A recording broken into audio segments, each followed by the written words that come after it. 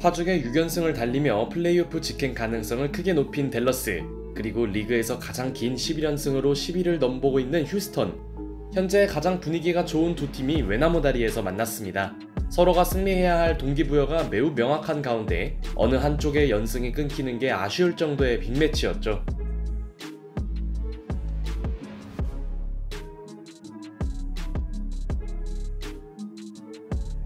홈승률만 따지면 리그 탑급에 해당하는 휴스턴 로켓츠는 시작과 동시에 선수들의 연속 득점을 통해 먼저 앞서가는데요. 여기에 데릭 존스 주니어의 스크린 파울까지 겹치면서 댈러스의 경기 출발은 그리 매끄럽지 않게 보였습니다. 물론 이런 우려는 얼마 지나지 않아 바로 해소되었죠. 딱히 빠르지도 않은 스피드로 상대의 블록 타이밍을 뺏은 돈치치는 휴스턴이 제일런 그린의 드라이빙 레이업으로 리드를 지키자 이번에도 그린 앞에서 스텝을 통해 절묘한 레이업을 추가합니다. 그야말로 아저씨 농구의 진수를 보여주는 돈치치. 휴스턴은 자바리 스미스 주니어를 매치업으로 붙여봤지만 이미 불타오른 그에게 수비수는 별 의미가 없었습니다. 사실 돈치치는 이날 경기 출전 여부가 불투명했는데요.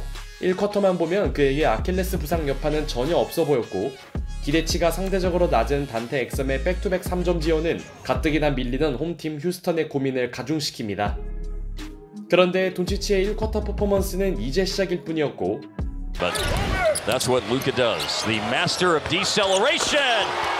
And 250 made threes this year. How about 251? Hello, window. And he wanted to do that. 알고도 못 막는 돈치치의 스텝백 3점이 연이어 림을 통과하면서 박빙이 예상되었던 댈러스는 순식간에 13점 차로 달아납니다. 기대를 모았던 제일런 그린의 존재감이 부족한 가운데 돈치치는 막상 잘 투는 두 개를 모두 놓치는 자비를 베풀었으나 루카 매직을 감당 못한 홈팀이 확실하게 반격하지 못한 사이 또 한 번의 스텝백 3점으로 랜데일을 절망에 빠뜨린 돈치치는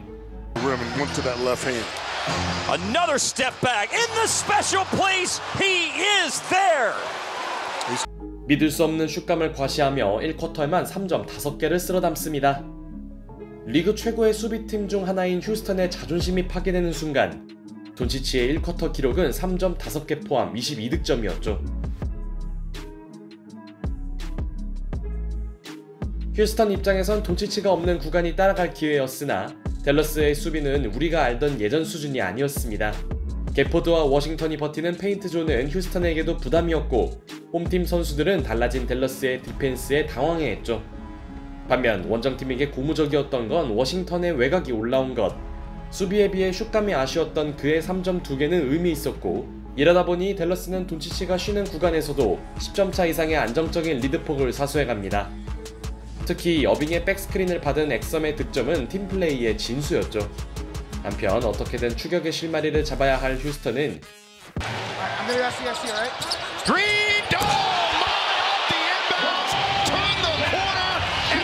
제일런 그린 특유의 화끈한 드라이빙 덩크로 분위기를 바꾸려 합니다. 역시 덩크 하나는 리그에서도 탑티어에 해당하는 선수네요. 하지만 고비 때마다 나온 댈러스의 외곽 생산력은 가공할 만했고 단테 엑섬을 놔두는 휴스턴의 플랜은 전혀 통하지 않습니다. 그렇다고 돈치치를 제어하는 게 제대로 된 것도 아니었죠. 랜데일과의 미스매치를 즐겁게 해결하고 있는 루카 돈치치. 랜데일이 아닌 다른 선수들이 어떻게든 그의 돌파를 막으려 하면 그때마다 절정의 슛감을 유지하며 득점 정립을 이어갔고 이날의 돈치치는 1대1로 막는 게 사실상 불가능해 보였습니다. 그럼에도 우도카 감독은 돈치치에게 싱글 마킹을 이어가며 그에게 줄 건 주겠다는 전술을 가동했으나 Luka Brooks trying to dig in. This is 1v1 and Luka with the foul. Another dazzling display. 문제는 돈치치에게 너무 많이 줬다는 것이었습니다. 돈치치의 어시스트를 5개로 막긴 했으나 무려 32점을 허용한 휴스턴. 이 정도면 그들의 수비 플랜이 통했다고 보기 어려웠고 돈치치가 코트를 지배한 댈러스는 전반전을 21점 차로 앞서갑니다.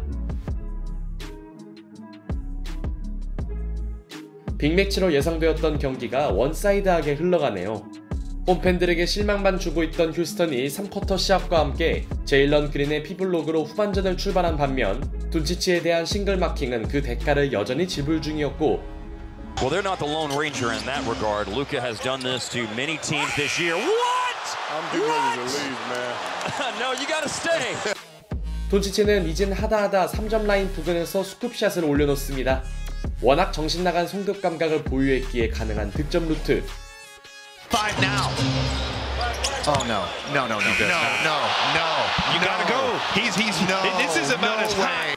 이 무렵 휴스턴에게 절실한 건 선수들의 연속 득점이었으나 제일런 그린의 무기력함은 연승 중과는 전혀 다른 모습이었고 비교적 잠잠하던 어빙의 3점마저 보탠 원정팀 댈러스는 추격당하기는커녕 오히려 격차를 더욱 벌려나갑니다. 마음만 급한 휴스턴 선수들은 지나치게 3점을 난사했고 이런 공격은 그들에게 어울리는 장면이 전혀 아니었죠. 전반전 45점에 그친 홈팀의 심각한 빈공이 이어지는 동안 이제 돈치치는 어느덧 40점 고지를 점령하는 데 성공합니다. 상대 에이스 제일런 그린 앞에서 터뜨린 3점이었기에 의미가 컸고 돈치치의 킹받는 스텝은 랜데이를 또다시 분통 터지게 합니다. 그나마 프레드 밴블릿이 3쿼터에 3점 3개를 성공시키며 답답하던 휴스턴 공격에 활력을 불어넣긴 했지만 이것만으로 넘어간 주도권을 찾아오긴 역부족이었죠. 여유를 찾은 돈치치가 4쿼터에 휴식을 취한 가운데 아직 승부를 포기할 수 없던 휴스턴이 힘겹게 따라붙자 댈러스의 공격을 이끈 선수는 카이리 어빙이었습니다.